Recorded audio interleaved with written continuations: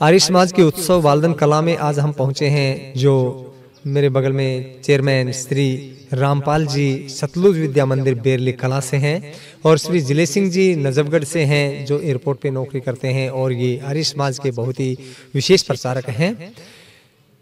हम आर्य समाज के कार्यक्रम में आज बालदन कला में पहुंचे तो यहाँ पर बहुत से लोग यहाँ पर जो है ना इन बातों से लाभान्वित हुए और सभी ने अपना अपना विद्वानों ने वक्तव्य रखा। इसी विषय के ऊपर मैं भी कुछ स्वास्थ्य संबंधी बातें बता रहा था कि महर्षि वाग्भट जी ने एक वाक्य लिखा है अपने ग्रंथ में 3500 साल पहले, जो महर्षि चरक के शिष्य थे। उन्होंने कहा है भोजनांति विषमवारी, भोजन के बाद पानी पीना जहर के जैसा काम करता है। अगर हम भोजन के तुरंत बाद पानी पीते हैं तो वो जहर के जैसा काम करेगा, वाग्भट जी अपने ग्रंथ में लिख रहे हैं। तो भोजन के तुरंत बाद हमें पानी नहीं पीना चाहिए।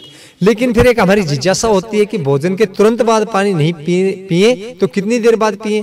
तो इसमें महर्षि वाग्भट जी दूसरे सूत्र में लिखते हैं कि 1 घंटे कम से कम, बाकी 1.5 घंटे बाद आप पानी पिए तो ठीक से आपका भोजन पच पाएगा। अगर आपने तुरंत पानी पिया तो भोजन पचेगा नहीं, सड़ेगा, और सड़ेगा तो गैस बनेगी, और गैस बनेगी तो महर्षि वाग्भट जी सूची बनाते हैं 103 बीमारियां आपको पैदा होंगी। 103 बीमारियों के अंदर कंठ में जलन होना, कलेजे में जलन होना, सर में दर्द होना, बीपी बढ़ जाना, शुगर हो जाना और जोड़ों में दर्द होना, इस तरह की आखिरी में कैंसर तक का सफर आप कर सकते हैं।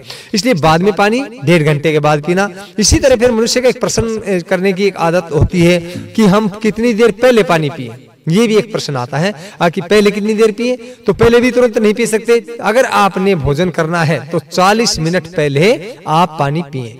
अगर आपने तुरंत पानी पिया, तुरंत भोजन कर लिया तो वो भोजन पचेगा नहीं, सड़ेगा, और सड़ेगा तो गैस बनेगी, और गैस से उसी तरह से 103 बीमारियां आपके शरीर में बनेंगी।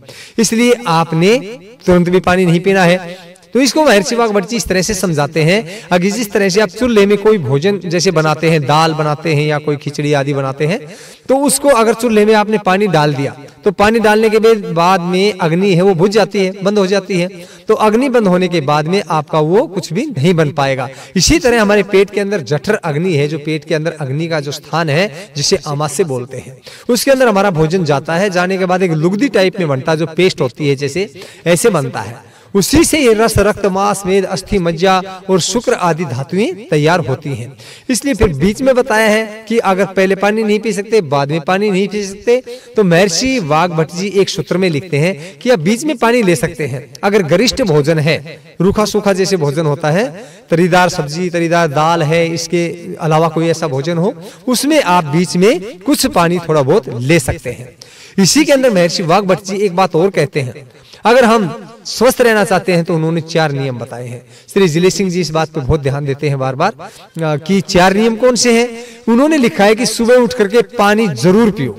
पानी पीने से हमारी बड़ी आंत पर दबाव पड़ता है, बड़ी आंत पे दबाव पड़ने से हमारे को पेट साफ अच्छे से होता है। तो पेट साफ करने के लिए हमें सुबह पानी पीना चाहिए। कोई चाय पीता है, कोई गुटखा खाता है, कोई अनेक अनेक प्रकार के पदार्थों का जो सेवन करते हैं, वो ठीक नहीं बताए। तो उन्होंने कहा है कि आपने सुबह उठ करके पानी पीना है।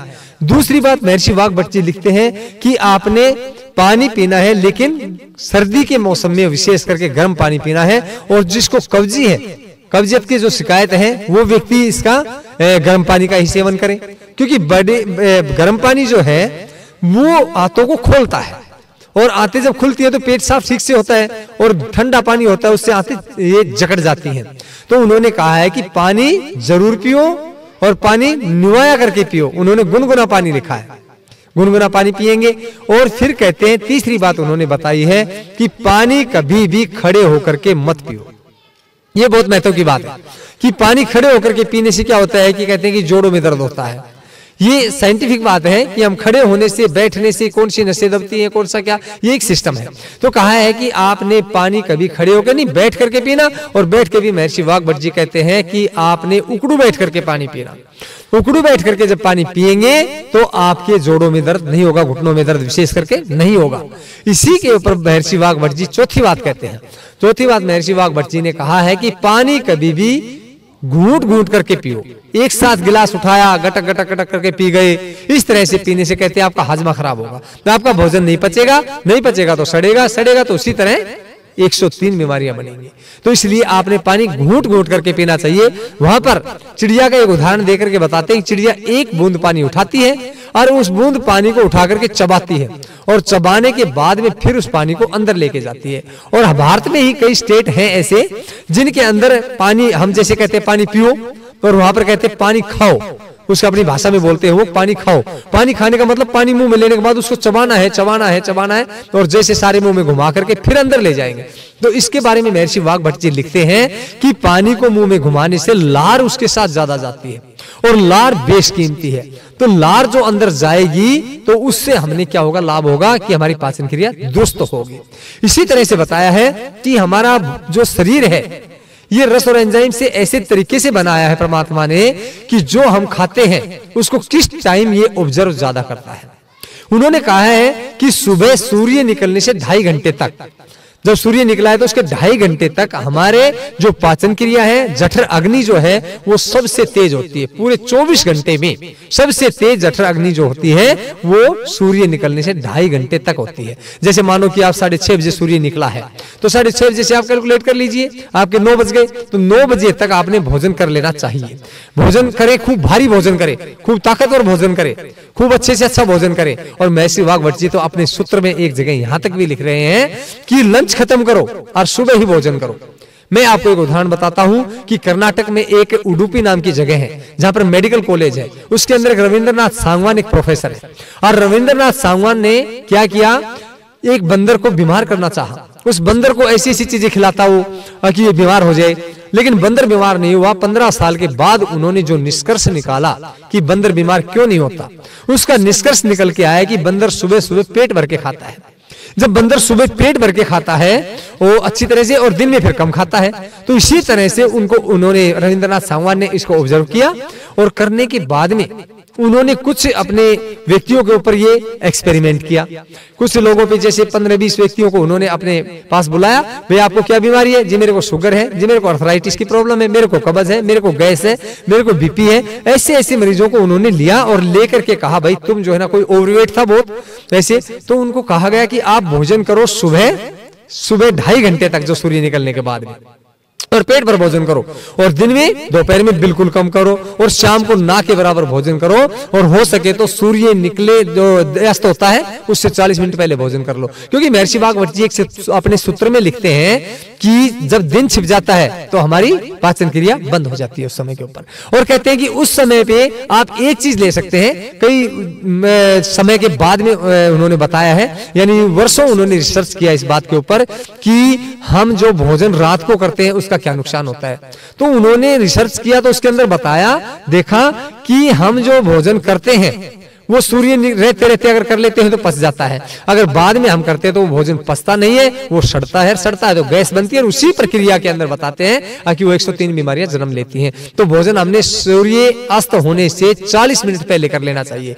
और एक जगह ये भी लिखते हैं, राजीव दीक्षित ने भी कहा है कि ये बहानाबाजी चलाते हैं हम, जी मैं तो क्या करूं, मैं तो दुकान पे जाता हूं, मैं तो 10 बजे आता हूं, ये बहानाबाजी नहीं चलता। बोला इसके अंदर आप एक काम कर लीजिए, अपनी दुकान के ऊपर अपना डब्बा मंगाइए, जैसे ही सूर्य छिपने अस्त होगा उससे पहले एक डब्बा मंगा लीजिए और सूर्यास्त होने से 40 मिनट पहले दुकान में बैठ करके आप भोजन कर लीजिए। ऐसा उन्होंने बताया है। तो रविंद्रनाथ सांगवान कहते हैं कि मैंने उन सभी को मरीज थे जो सभी कोई ओबेसिटी के थे, जैसे कोई अर्थराइटिस के थे, इस तरह के, उनको अपने अंदर अपने पास रख करके और कहा कि भाई तुम सुबह पेट भर भोजन करो। उन्होंने डाइट चार्ट बनाया और बना करके भाई सुबह आपने भोजन ये करना है, दोपहर को ये करना है, और शाम को जो रस और एंजाइम हमारे जो शरीर के अंदर हैं वो केवल दूध को पचा सकते हैं। महर्षि वाग्भट जी ने स्पष्ट कहा है कि कोई भी पदार्थ आप मुंह में लेंगे पेट में जाएगा, वो पचेगा नहीं, और पचाने के लिए पूरी ताकत इकट्ठी हो जाएगी। अगर गांव में शेर आ जाए, सारा गांव मारने के लिए उसको आ जाए, ताकत तो सारे गांव की लग गई, लेकिन शेर ना मरे तो क्या करेंगे? इसी तरह से ताकत तो शरीर की लग रही है,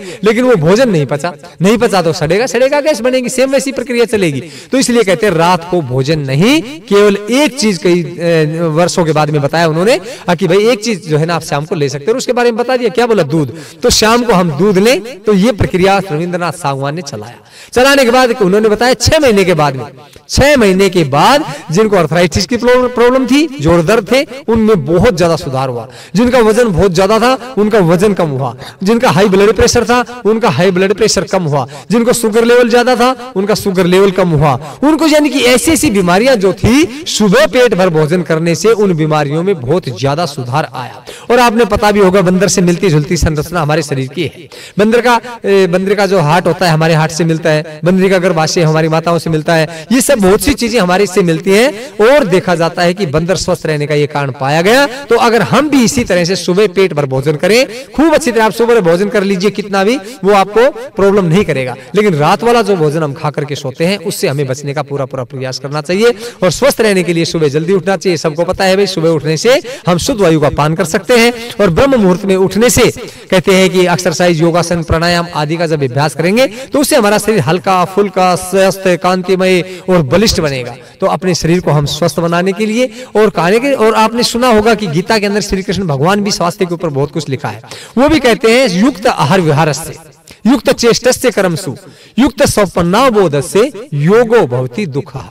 वो लिख रहे हैं, गीता के अंदर लिखा है कि शुरू में लिखा है उन्होंने योग के बारे में कि युक्त आहार विहार से, अगर आपका आहार विहार ठीक नहीं है, युक्त चेष्टस्य कर्मसु, आपका कार्य करने की दिनचर्या ठीक नहीं है, युक्त सौपन्ना बोध से, यानी सोना और जागना आपका ठीक नहीं है, योगो भवति दुःखः, कहते हैं योग करके भी आप दुखी रहेंगे। इसलिए हमने अपना आचार विचार, आहार विहार, खाने के लिए भाई हमने क्या खाना चाहिए, ऋतु के अनुसार खाना चाहिए। मैं एक छोटा सा उदाहरण देकर के अपनी बात को विराम दूंगा कि महर्षि वाग्भट जी के जो गुरु थे वो थे महर्षि चर्क।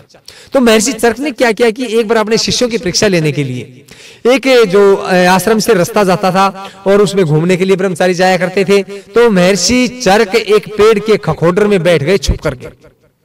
और वहां पर जब छुप करके बैठे तो वहां से जो ब्रह्मचारी गुजर रहे थे सुबह की प्रातःकाल की अमृत बेला में, तो महर्षि चर्क पक्षी की आवाज में बोलते हैं, कहते हैं कोय रुक, कोय रुक, कोय रुक। अब कोय रुक का मतलब क्या हुआ, सभी कहने लगे कोई पक्षी बोल रहा होगा, चलो। लेकिन एक बुद्धिमान शिष्य था उनके अंदर जिनका नाम वाग्भट था।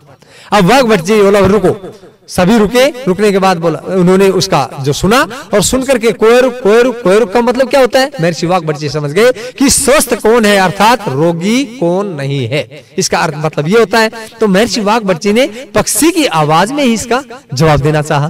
तो महर्षि वाग्भट जी उस समय तो जो शिष्य थे उनके, वो कहते हैं उसी के अंदर जवाब देते हैं, ऋत बुक, हित बुक, मित बुक। अब उन्होंने कोयरुक कहा और इधर से ऋत बुक, मित बुक, हित बुक, उन्होंने पक्षी की आवाज में जो बोला, तो बोलने के बाद में जैसे ही इस बात का महर्षि चर्क समझ गए, तो इसका अर्थ क्या था, इसका मतलब क्या था, इन तीनों बातों का, हित बुक, मित बुक और ऋत बुक। हित बुक का मतलब होता है हितकारी भोजन करो। हम जो भोजन करते हैं हमें पता है कि ये भोजन हमें नुकसान करेगा, और फिर भी हम करते हैं। जैसे रात को दही खाते हैं, सुबह को दूध लेते हैं, दूध के साथ नमक मिर्च खाते हैं, विरुद्ध आहार करते हैं। तो उनमें ऋतु के अनुसार अगर करना है तो शाम को दूध लेना चाहिए, सुबह के दही लस्सी आदि लेना चाहिए। और महर्षि वाग्भट जी एक सूत्र में यहाँ लिखते हैं कि सुबह फल लो, जूस लो, आप ये चीजें ले सकते हैं, दोपहर दही लस्सी ले सकते हैं और रात को केवल दूध ले सकते हैं, ऐसा लिखते हैं। तो ऋतुबुक के मतलब होता है कि ऋतु के अनुसार भोजन करो, यानी शाम को क्या करना है, दोपहर क्या करना है और हमें सुबह क्या करना है। दूसरी बात क्या कहते हैं, मित भुक। मित भुक का मतलब होता है, मित भूख का मतलब उचित मात्रा में, यानी ऐसा नहीं ठूस ठूस के भर लिया भाई पूरा यहाँ तक सांस भी नहीं आ रहा है, ऐसा नहीं। उचित मात्रा में भोजन हम करें, ज्यादा नहीं करें, तो उस भोजन को करने से आराम से हमारा पाचन क्रिया ठीक से पचा पाएगी। उसके बाद में ऋत भूख, मित भूख और हित भूख। और हित भूख में उन्होंने बता ही दिया हितकारी भोजन होना चाहिए। तो इस तरह का जो है हमारे ऋषियों का संदेश है, हमारे लिए एक आदेश है, इसके अनुसार हम चलेंगे तो हमारा शरीर स्वस्थ रहेगा। सर्वे भवन्तु सुखिना, सर्वे सन्तु निरामया, सर्वे भद्राणि पश्यन्तु, मां कश्चित् दुःख भाग भवेत्, मां कश्चित् दुःख भाग भवेत्। इति ओम शम। मैं योग आचार्य योगेंद्र ब्रह्मचारी और नेचुरोपैथी, योगासन, प्राणायाम और आयुर्वेद, ये आश्रम अपना ततारपुर खालसा, धारूहेड़ा, रेवाड़ी, हरियाणा, भारत में स्थित है। वहां पर ये क्रिया चलती हैं, ये सारे नेचुरोपैथी आदि सभी कार्यक्रम होते हैं। तो ये अपना धारूहेड़ा रेवाड़ी जिले में पड़ता है और रेवाड़ी जिला हरियाणा में पड़ता है और हरियाणा अपने भारत देश में है।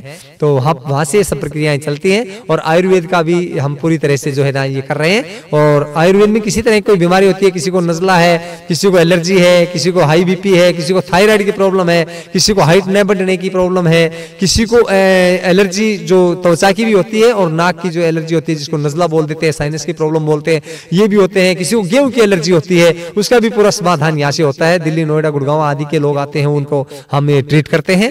तो इन चीजों का बहुत सी आयुर्वेद से जो हम बीमारियों का समाधान करते हैं वो भी आप आश्रम ततारपुर खालसा में धारूहेड़ा के पास में जिला रेवाड़ी में आप कर सकते हैं। और नंबर आपको स्क्रीन पे मिल जाएंगे, आप उससे बात कर सकते हैं नंबर से और आप कोई समाधान पाना चाहें तो भी हो सकते हैं। श्री जिले सिंह जी, श्री रामपाल जी हमारे पास बैठे हुए हैं और श्री रामपाल जी का अपना विद्यालय है सतलुज विद्या मंदिर, उनके चेयरमैन हैं। और ये आर्य समाज के प्रचारक हमारे श्री रामपाल जी, क्या नाम है, अपने जिले सिंह जी, हाँ बैठे हुए हैं। तो इन सबका बहुत बहुत धन्यवाद है। हम सारे एक कार्यक्रम में आज पहुंचे, हमें पहुंच करके बहुत अच्छा लगा, सब विद्वानों की बातें सुनी और अपनी बातें कही, ऐसा कर करके बहुत बढ़िया लगा।